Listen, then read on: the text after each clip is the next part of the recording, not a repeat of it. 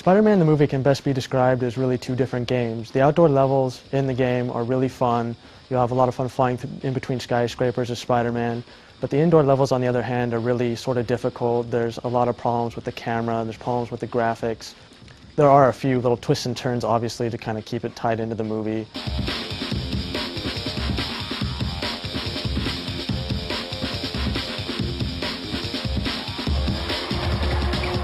But there really aren't any huge spoilers in the game, so if you play the game before going out to see the movie, yeah, you'll get a few of the scenes from the movie, but if you've been a devout fan of the Spider-Man comic book, you'll still know key moments that happen. You already know what they're about. The control scheme is really similar to the previous Spider-Man games, although now they added an enhanced feature which basically gives you a web mod button instead of having to press like up, down, left, or right, and then the web slinging key, so it's actually easier to control the webbing at certain points.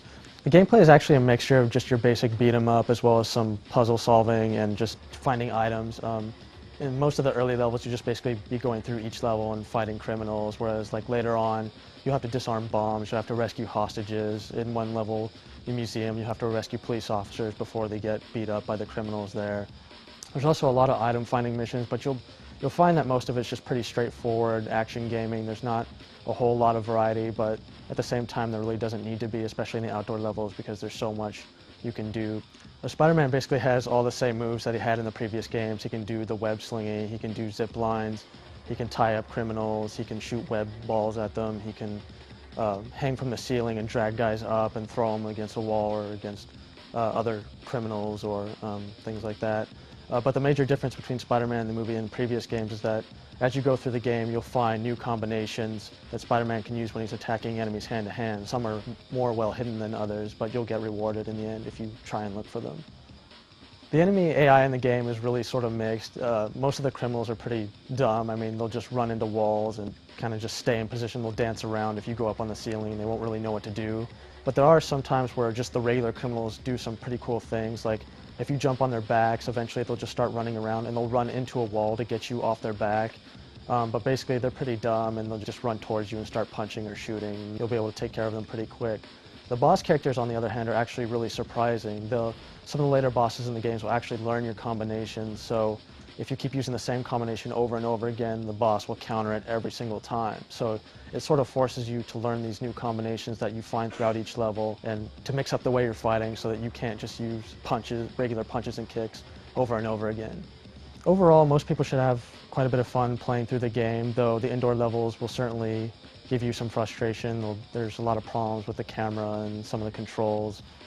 Unlike the console versions of Spider-Man the movie, the PC version offers two different modes, active and passive. The active camera mode will always try to stay behind Spider-Man, so whenever you turn to face the camera will spin around and try to go to his back so that you're looking forward. Whereas the passive camera will always just sort of follow to his sides or to his front, to his back, depending on which direction you're walking, and it won't really try to spin around to his back as often. But really, these two modes really don't help the camera situation all that much. The active camera spins around too much and it's really sort of disorienting, whereas the passive camera mode, you'll constantly be trying to adjust it so that it's in the proper view. So it was a nice attempt, but it really, in the end, it doesn't work that well. CG cutscenes in the game are modeled after the movie, so you can expect to see the same sort of dramatic camera angles of Spider-Man swinging through the air, rescuing hostages and all that sort of thing. Spiders! Spiders everywhere!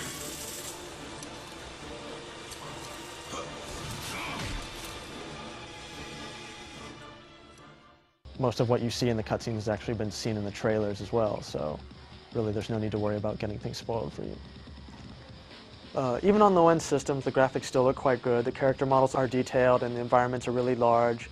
There's plenty of clean textures and there's a lot of nice little lighting effects and reflective surfaces on the skyscrapers and in some of the objects in the indoor levels. But generally, even on a mid-range system, the frame rate tends to be a little low, and on scenes where there's a lot of enemies on screen or there's some special effects sequences going on, the frame rate will start to stutter quite a bit. But if you have a high-end system, the frame rate always stays really high and the game looks incredible.